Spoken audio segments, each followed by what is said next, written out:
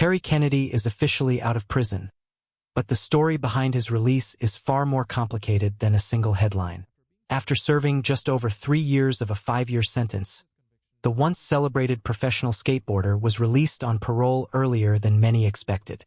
What makes this case unusual isn't just the release itself, but the legal line between what he was accused of and what the court ultimately ruled. And it raises a quieter question that often gets overlooked. What does freedom actually mean when parole is involved? According to publicly available court records, Terry Kennedy was sentenced in late 2022 to 5 years in prison for 2 counts of aggravated battery connected to a July 2021 incident. That altercation reportedly involved another skateboarder, Josiah Casahan, who later passed away. It's important to clarify the legal outcome. Kennedy was also charged with first-degree murder, but during a bench trial, the judge ruled that the evidence did not support a conviction on that charge.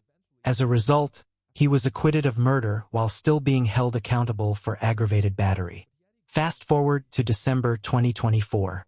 The Illinois Department of Corrections confirmed that Kennedy met the requirements for parole and was released on December 31st, several months before his original release date in June. However, this is not a full release. He remains on parole until the end of June, meaning his movements and conduct are still legally restricted. For the skateboarding community, reactions have been mixed. Some focus on Kennedy's past career, including appearances at major competitions like the X Games and his influence on skate culture. Others emphasize that professional success does not erase legal responsibility, and that court decisions are based on evidence, not reputation. This situation highlights a broader issue that often follows public figures: how the justice system handles high-profile cases, and how public opinion responds when legal outcomes don't match emotional expectations. This case is not just about a single athlete or a single verdict.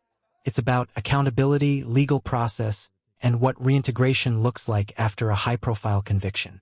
The court process has concluded, but the public conversation around responsibility and second chances continues.